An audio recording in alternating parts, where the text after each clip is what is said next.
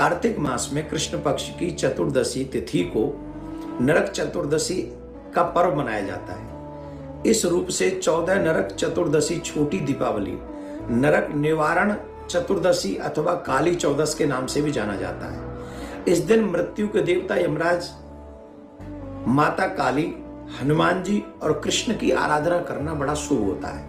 इस दिन क्योंकि चतुर्दशी होती है और उस दिन व्रत करने से, कोई साधना करने से उसका जो फल है वो कई गुना बढ़ जाता है। इस दिन सूर्योदय से पूर्व स्नान करके यम तर्पण अवश्य करना चाहिए। जैसे हम लोग पितृ तर्पण करते हैं, जैसे हम सूर्य को तर्पण करते हैं, वैसे ही नरक चतुर्दशी के दिन सुबह प्रातः काल सूर्योदय से पूर्व उठकर स्नान करके हमें यमराज के नाम से तर्पण करना चाहिए। उसको हम क्या कर सकते हैं कि अपनी अंजलि में जल लेकर 3 बार 3 अंजलि जल हमें यमराज के निमित्त अर्पण करना चाहिए और यम के नाम के ही शाम को हमें दीप दान करना चाहिए। हमें दीप अवश्य जलाना चाहिए। ऐसा करने से यमराज प्रसन्न होते हैं और जिन लोगों को अकाल मृत्यु से बचने का मन होता है उनकी कभी अकाल मृत्यु नहीं होती। जिन पर मृत्यु के देवता यमराज प्रसन्न होते हैं। नरक चतुर्दशी की रात्रि में यम के निमित्त दीपदान करने का विधान है। इस रात दक्षिण दिशा की ओर यम के नाम का दीप जलाना चाहिए।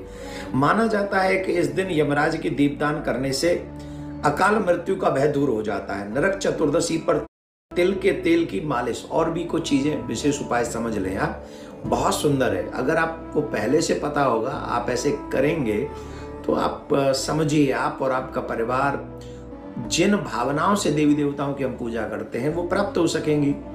उस दिन क्या करना चाहिए कि स्नान से पहले तिल के तेल का हमें अपने शरीर पर उबटन मतलब मालिश करनी चाहिए।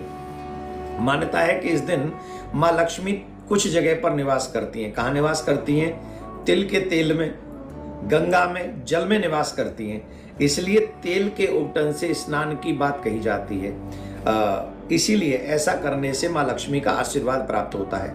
पौराणिक कथा के इसी दिन श्री कृष्ण ने एक दैत्य का वध किया था जिसका नाम था नरकासुर। इस दिन जल्दी उठकर अच्छे से स्नान किया जाता है और रात्रि में इस दिन यम की पूजा है, दीपक जलाए जाते हैं। इस दिन एक पुराना दीपक में सरसों का तेल, वह 5 अन्न के दाने, मतलब कोई भी अन्न के दाने, पीली सरसों के भी दाने डाल दीजिए, गेहूं के डाल दीजिए, 5 अन्न के दाने डालकर इसे घर की नाली की ओर जलाकर रखा जाता है। यह दीपक यम दीपक कहलाता है।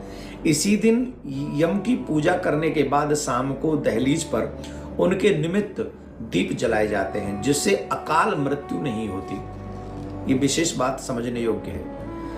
नरक चतुर्दशी के दिन जड़ समेत कुछ और उपाय समझ लें। जिनके घर में बीमारियां बहुत होती हैं, बच्चे बीमार रहते हैं या बहुत बीमार, दवाइयों का सिलसिला लगा है, इसी दिन एक काम करना है कि नरक चतुर्दशी के दिन जड़ समेत मिट्टी से निकली हुई अपामार्ग चिरचिटा की टहनियों को सिर पर घुमाएं।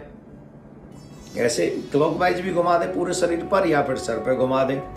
घुमाने की परंपरा है। कहा जाता है कि ऐसा करने से आपकी सेहत को कोई नुकसान नहीं होता, साथ ही नरक का भय दूर हो जाता है। आप चाहें तो लौकी के टुकड़े को भी सिर पर घुमा सकते हैं, अगर चिरचिटा न मिले तो, अपवर्ग न मिले तो। इस रात दक्षिण दिशा की ओर यम के नाम का दीप जलाना चाहिए। माना जाता है कि इस दिन यमराज को दीपदान करने से अकाल मृत्यु का भय समाप्त हो जाता है। हालांकि इस दीपक को जलाने के बाद इसकी निगरानी भी करनी चाहिए कि कहीं ये दीपक बुझे ना। कुछ संभाल के ऐसी सुरक्षित जगह पर इसको रखें कि ये दीपक बुझे ना, और जब इसकी लौ बढ़ जाए तो इसे आप अपने घर में भी ले आएं तो शुभ माना जाता है। घर में संभाल के रख दें। ये तो हमने बता दिया। संध्या कालीन तो यमराज के नाम का दीपक जलेगा। एक मोली पर भी, जहाँ मोली समझ गए, हमारे मोरी बोलते हैं उसे ब्रज में, जहाँ के पानी वगैरह बहता है, जाता है घर के बाहर कोई, वहाँ उसको जला सकते हैं। और एक दक्षिण दिशा में यमराज के नाम से एक चौखट पे, अपने घर की चौखट पे भी शाम को दीपदान अवश्य करें। क्या नहीं करना चाहिए नरक चतुर्दशी के दिन, इनमें विशेष बात सावधानी पूर्वक सुने। नरक चतुर्दशी के दिन दक्षिण दिशा में कभी भी गंदगी नहीं करनी चाहिए।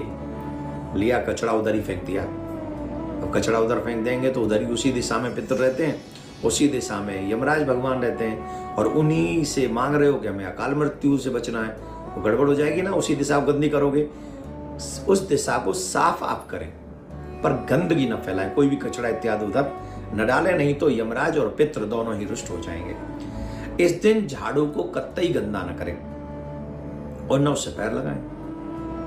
गंदा नहीं करना चाहिए, जैसे वारू वारू लगा दिया तो साफ सुफ करके अपने साफ वारू को रख दें और उसे पैर भी नहीं लगना चाहिए। नरक चतुर्दशी के दिन, अब ये तो मांस वांस तो कभी नहीं खाना चाहिए, कोई भोजन ऐसा ना करें जिसमें मांस आहार हो, प्याज लहसुन इत्यादि भी न डालें। पूरे दीपोत्सव में मांस और लहसुन प्याज इत्यादि से बचना चाहिए, सात्विक भोजन करना चाहिए। गरिष्ठ भोजन, गरिष्ठ नहीं, जो जिसे हम लोग शुभ नहीं मानते, लहसुन प्याज हुआ, अंडा हुआ, मांस हुआ, कुछ भी ऐसा हमें पूरे दीपोत्सव में पूजा के समय जब घर में माहौल हो, वैसे तो कार्तिक मास में ही कभी नहीं ग्रहण करना चाहिए, और हम जैसों से बात करो तो जीवन में ही कभी नहीं ग्रहण करना चाहिए।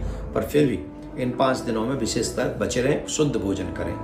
इस दिन तिल के तेल का दान भी भूलकर नहीं करना चाहिए, क्योंकि इसमें माँ लक्ष्मी का वास होता है। एक तरीके से अगर आपने तिल के तेल का दान कर दिया तो आपने लक्ष्मी माँ को अपने घर से विदा कर दिया।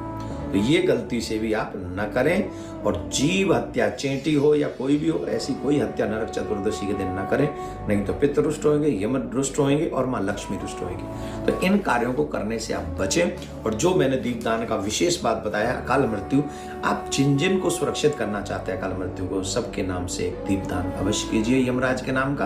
दोस्तों, महाराज जी से अभी अभी जाना कि इस बार 2024 में नरक चतुर्दशी 30 अक्टूबर दिन बुधवार को है। वैसे तो दीपावली 5 दिन का पर्व होता है, परंतु नरक चतुर्दशी का पर्व भी एक खास पर्व है, और इस दिन भी दीप जलाने को एक विशेष नियम होता है। इस दिन यम देवता के नाम से दीप जलाया जाता है। दोस्तों, नरक चतुर्दशी के दिन भूलकर भी कुछ कार्य नहीं करने चाहिए, जैसे अपने घर की झाड़ू, जो हमारे सनातन धर्म में झाड़ू को कभी भी पैर नहीं लगाया जाता। तो दोस्तों, नरक चतुर्दशी के दिन झाड़ू से साफ सुथरे स्थान को ही साफ करें और भूलकर भी पैर न लगाएं। झाड़ू से घर साफ करने के बाद उसे साफ करके रख दें। तो दोस्तों, यह थे नरक चतुर्दशी के उपाय। वीडियो पसंद आई हो तो लाइक और शेयर करें और चैनल को सब्सक्राइब करें। धन्यवाद। जय माता दी।